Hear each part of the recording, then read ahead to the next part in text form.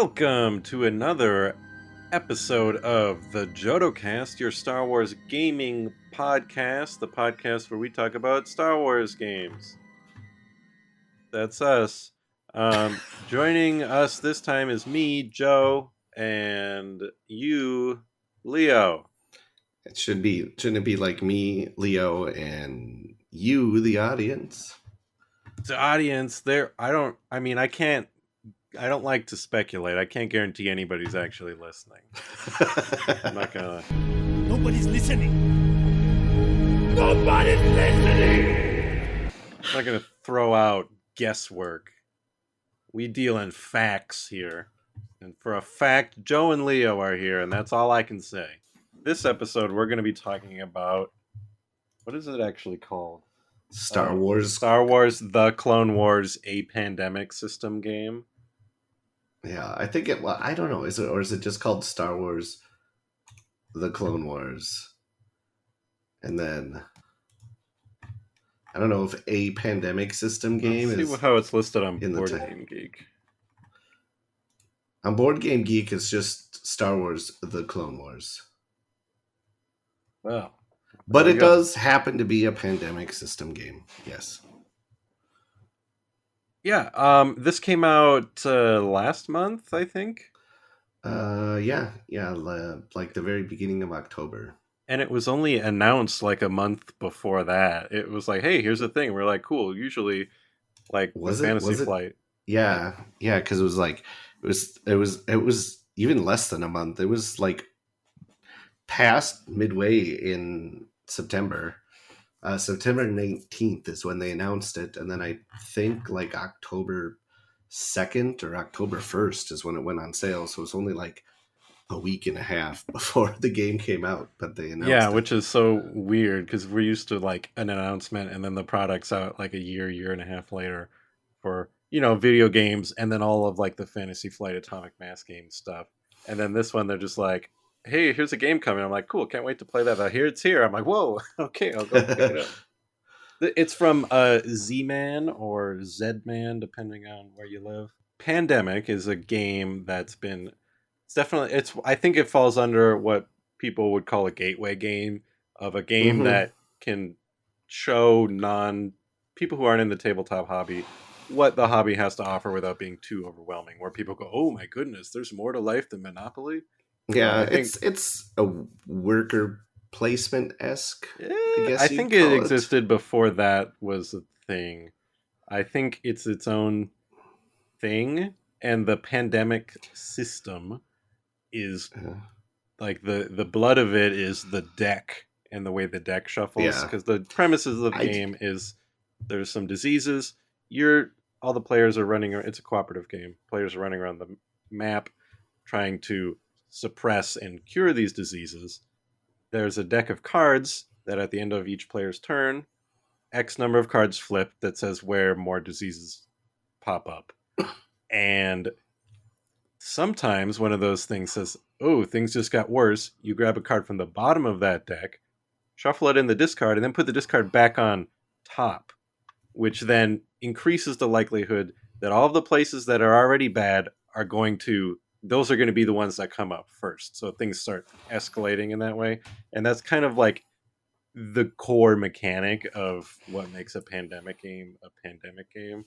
Mm-hmm. And talking about it being a gateway game, I think it was my very first like cooperative game where you're playing against the game itself instead of the other players, where they're like you're working out your turns with the people you're playing and stuff. It was it's definitely a popular game for a reason. It spawned millions of expansions and variants and legacy titles, and now they've been doing non-diseasey things. Like there's a World of Warcraft one. I don't know if there's any besides World of Warcraft and now Star Wars. There's a Cthulhu one also. Okay.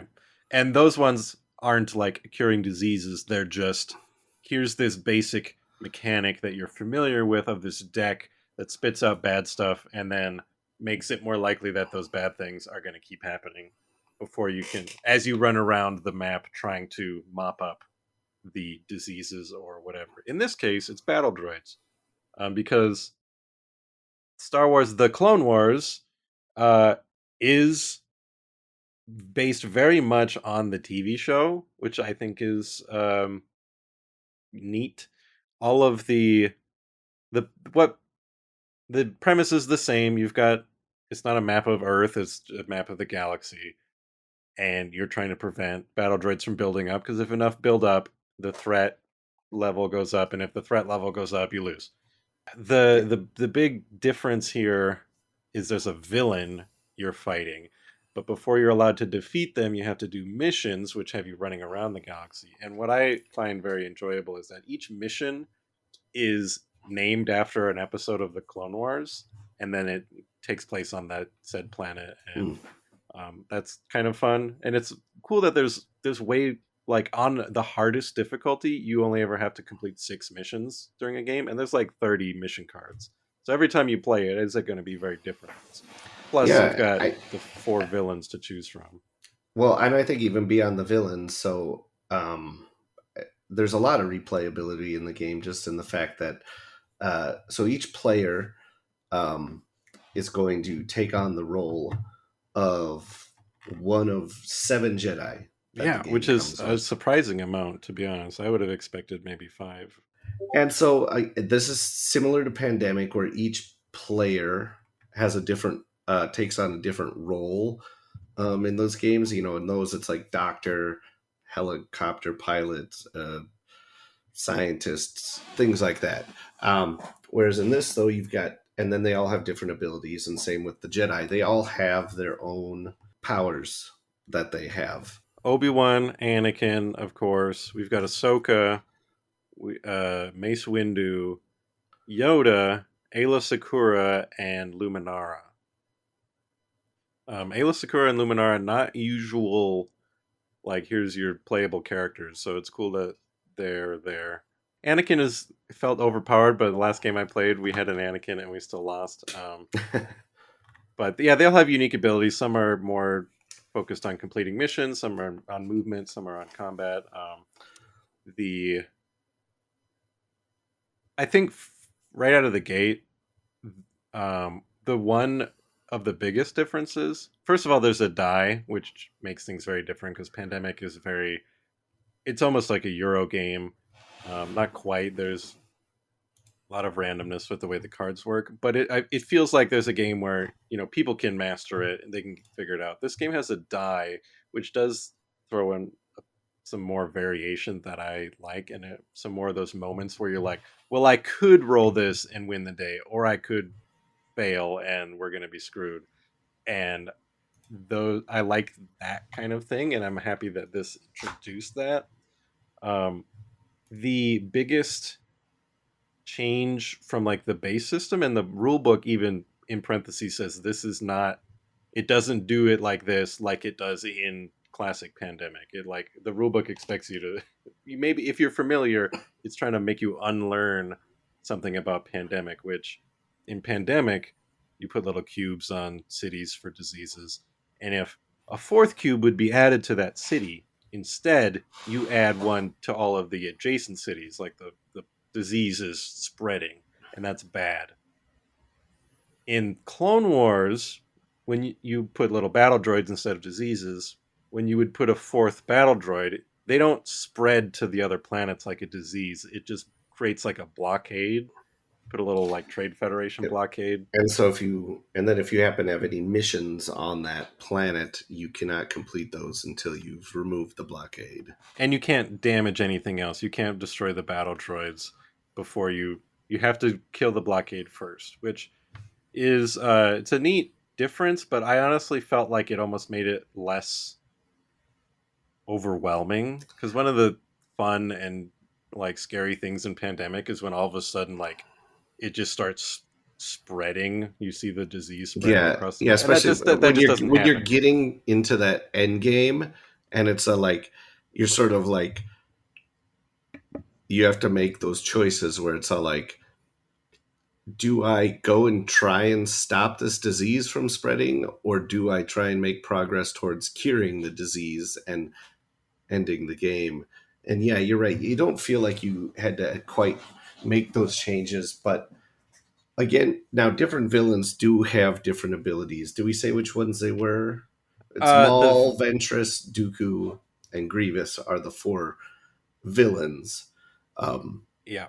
so, like the battle droids, you will have a villain that will start at a certain place on the map, and then they have their own deck where at the end of each player's turn, you flip over a card from their deck and it says what the villain does. And different villains do different things. Like um, uh, Ventress will head to wherever you have missions, so she can be there to try and stop you from doing the missions. Um, and she does extra damage to you on her turns.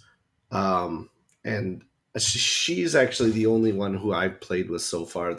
She's kind of considered the beginner, easier villain.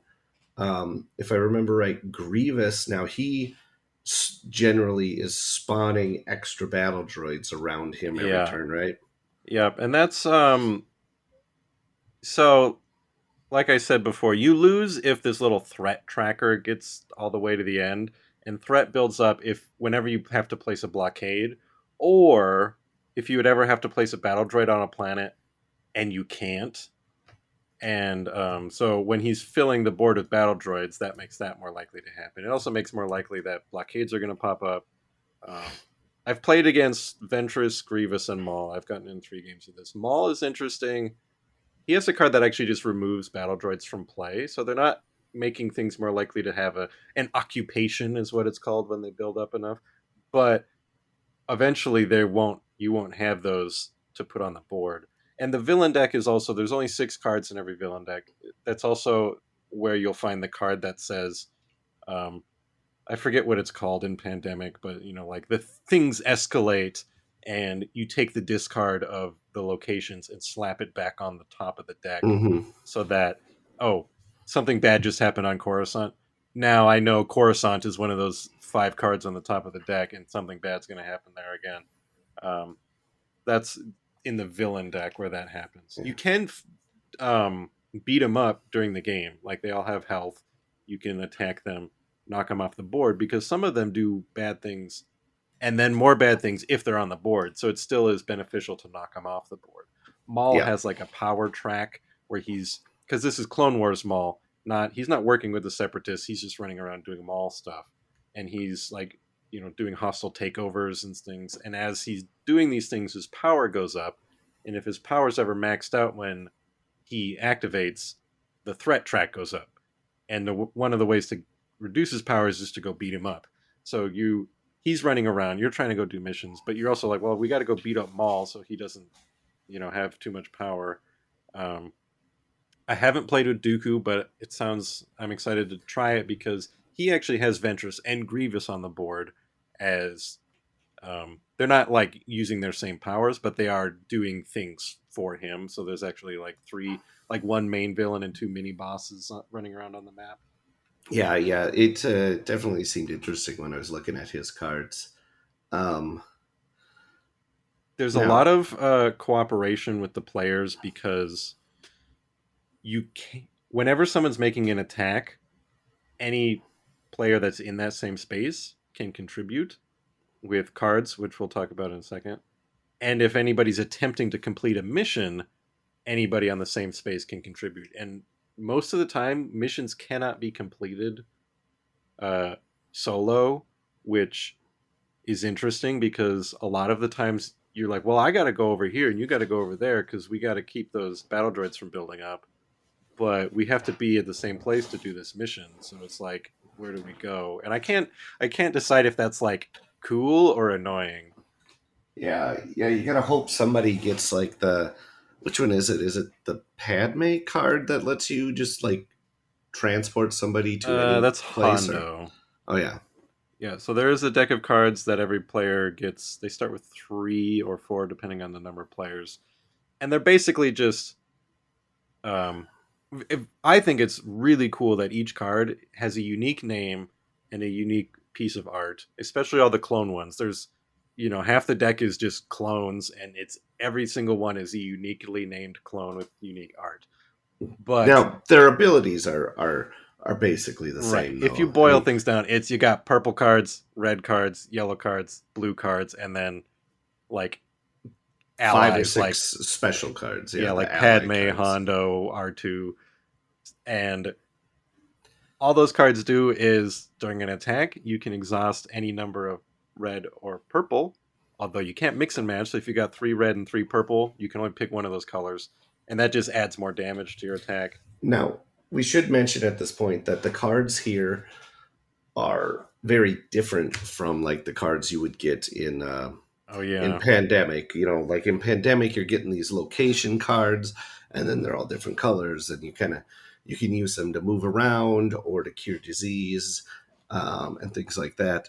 Whereas in here, like you said, you've got purple cards, uh, and red cards, which have pictures of clones on them and can add damage to attacks. The blue ones let you move a little bit further, and will have spaceships on them. And the yellow ones are vehicles and can add and can prevent damage for you. right. And you But you but you don't have a you just health. put them out in front of you, and you can have up to 7 cards. Yeah, you don't And so, have like, like a once you have a hand. hand of 7, you don't have to get rid of them. You don't have to discard them to do things like you do in Pandemic. Well, I you mean, there can't will be have more than times, 7, but you can just ditch it. yeah. Well, no, you Or if you can't. have No, someone like Padme, you can. Are you not allowed to draw a card if you already have max cards? well, no, you can. You can draw more. It's just you can only keep a max of 7. Yeah. Yeah. So you can just Um, discard one. And that's what but happens when you take damage. You just have to discard one of your cards, which is a big deal because they're yeah, how you do missions. but as long as honestly, I found as long as if you keep like two two yellows in your hand, you're also never discarding cards usually. Anyway, or at Yeah, least not because against Ventress, but the way the damage works is when you make an attack, you roll this chunky 12-sided die that has some success symbols and some damage symbols on it. You can remove a battle droid with 1 damage, you can remove a blockade with 2 damage, and most of the villains are 3 damage. There's no damage tracking, either they're dead or they're not. After you attack them, you take a damage for any remaining minis on on that space, and then some of the die faces have a damage marker. oh So if really? You I, take damage for remaining minis? yep. I missed that rule. Okay, So if never you mind. if Okay, so we weren't playing with that. I missed that when I was playing through. So um, and then you also, if you complete a mission, there's a number of damage you have to take just for completing the mission, which um, it sort of acts as like, okay, now you got to try and build up your hand again. Like you did a mission, good job, get rid of half of your cards. Um, but it's you never. I feel like I'm never like sitting on the same cards the whole game. They're usually getting cycled through a lot. I've I played two-player games, 1 3-player game. I think it plays up to 5 yeah, actually, which is cool. I think that's also not standard. Normal Pandemic's only 4 yeah, players. and I think we would have cycled more if we hadn't missed the remaining minis rule. But even then, it still wouldn't have been too much extra damage. Um, Yeah, but I think, like I said, there's also some stuff like I was playing Obi-Wan, and he's got lots of extra card drawing. So even if I did take damage, it was really easy for me to fill my hand back up again. yeah. I think it's so having played it 3 times, and maybe it's because 2 of those 3 times I immediately went and played 3,000 Scoundrels, which is just a phenomenal game that's really funny and fun and clever. This game is definitely more like Pandemic, where it's just kind of you're not like laughing. It's not that it's not a fun game. I actually really like this game, but it's like it doesn't have the same vibe that a lot of the other Star Wars games have because it at its core it's that Pandemic game that's sort of like a serious thinking cooperative game. The die, like I said, does a little bit to like give you some of those tense moments where you're like, oh, hey, but it still kind of just has that pandemic vibe. Does that make sense? Yeah. Yeah, I mean, yeah, I see what you're saying, because I mean, it's not that Pandemic isn't a fun game, but I feel like it's a calmer game Right. because you're sort of talking out your turns always with Uh-huh. everybody, and you're not competing against the other people around the table. So it's a little bit more chill than some games, and you Right. kind of There's get that yeah, same way when you're playing this Clone Wars game too. yeah. But I do really love the theme, even all of the missions where it's like, oh, the Witches of the Mist, you have to go to Dathomir, but then once you go to Dathomir, it moves it somewhere else, so that you like go to Dathomir to investigate. All of the little missions are very thematic, and all the episodes, it's for like how simple the kind of core mechanics are. It's really good with that. Um, one thing we should mention is the components of the game, which I will hazard a theory that we have Hasbro to thank for these components, being that Hasbro has license to make like the exclusive rights to make Star Wars board games. This game, much like so you may say Outer Rim and Rebellion exists, so that's that. Outer Rim is apparently, from what I've been told, legally a tile game, not a board game, and Rebellion is a miniatures game because of all the miniatures, which having that information makes me assume that this game's components exist because of getting around those little legal issues with Hasbro, because it's got a lot of miniatures, which I don't think is normal for Pandemic, which usually just has cubes and like indistinct like pawns, not even meeples. Because the minis in this game are great. Every Jedi's got a mini, every villain has a mini, and all of the battle droids have these cute little battle droid minis. Yeah, I think it. I mean, and they're obviously a lot smaller than like a Legion mini or even an Yeah, Imperial Assault mini. they're maybe about the size of the old Wizards of the Coast minis. At least the Uh-huh. like the heroes. The battle droids are itty bitty. But they're definitely, um, you know, I think, especially like the battle droids, they'd be easy to prime up and slap some skeleton horde contrast down on them, and Yeah, maybe just I'll like do that with my premium ones. Go paint the yeah, premium ones because I got the premium like bonus ones that with Asmodee's hobby next, and it's just identical minis, just cast in a different color. Because all of yeah. the battle droids and villains are this purple, which actually looks really nice on the board.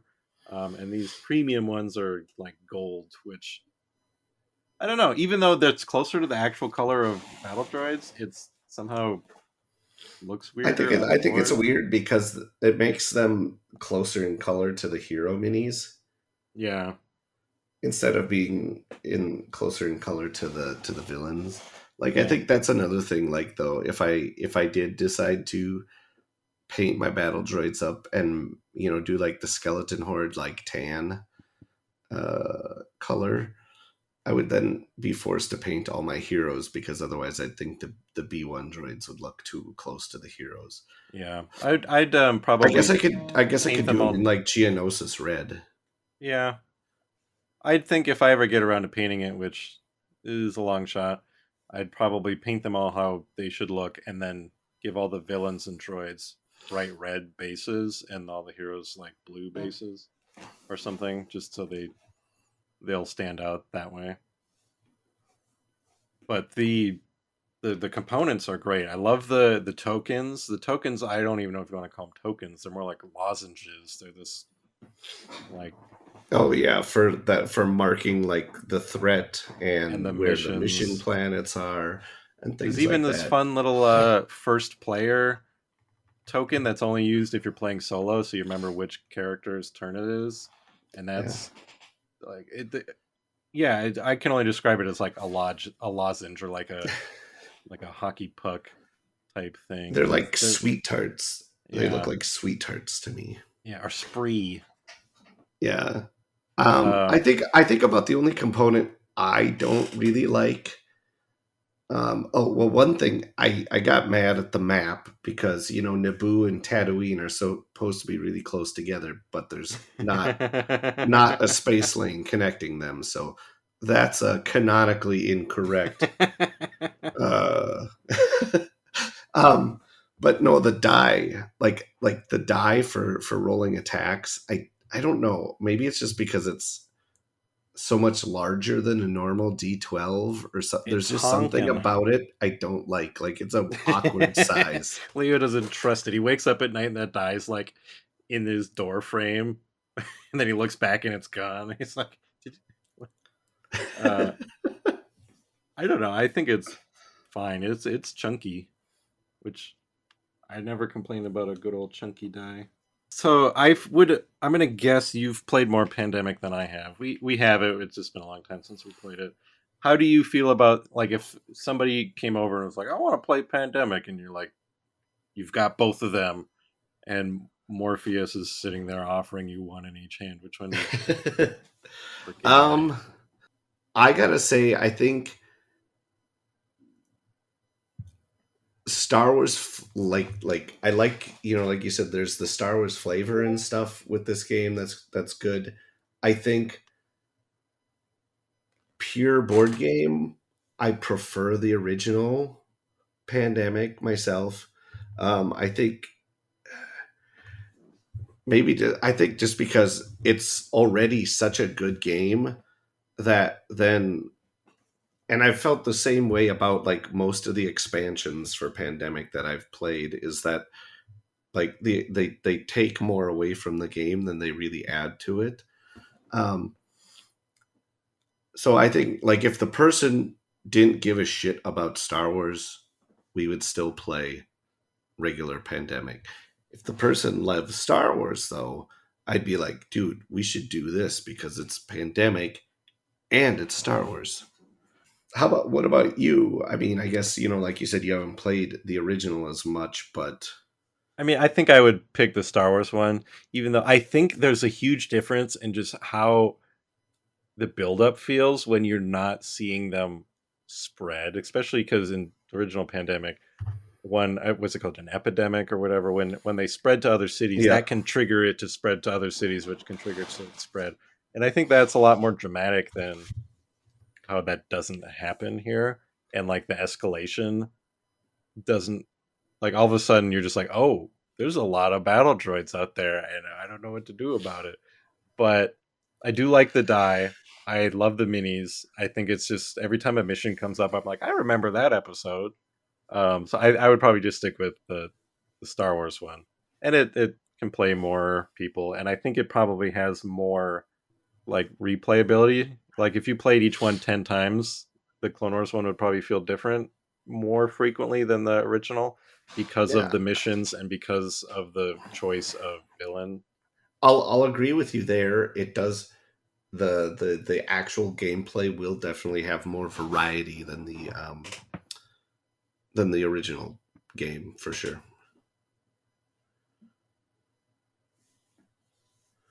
Yeah. Well, my conclusion is if you like Pandemic and you like Star Wars, which you probably like Star Wars if you've made it this far in the episode, it's probably a game worth picking up. Oh yeah, for sure, for sure. I'm not disappointed with my purchase at all. I mean, it's nearly as good as the original Pandemic in my mind. And then you know you've got that added bonus of the Star Wars theme for it, so go for it. I don't think I have any other thoughts. It's definitely not a super complex game, so if you can get to newbies into it, I think it still fits that kind of gateway game, easy entry point. Yeah, yeah. I mean, like I think they, you know, they put the game at, they rank it at 14 years. That's what they put on the box. But you know, my kid who's 12 played it just fine, and I'm sure even younger would be able to pick it up as well. So Yeah, I think it's good, and I look forward to playing it again, but not as much as I look forward to playing 3,000 Scoundrels. I guess without Kurt or Evan, we don't actually end up trailing off very much. So I'm going to stop it right there unless you got anything else to say. Nope. Okay, everybody, thanks for listening. Tell us if you've played it, or if you're thinking about playing, or if we convinced you to play it or not play it. Tell us something. Come visit us on Discord. It's a fun place. Our Discord link can be found at jodocast.com.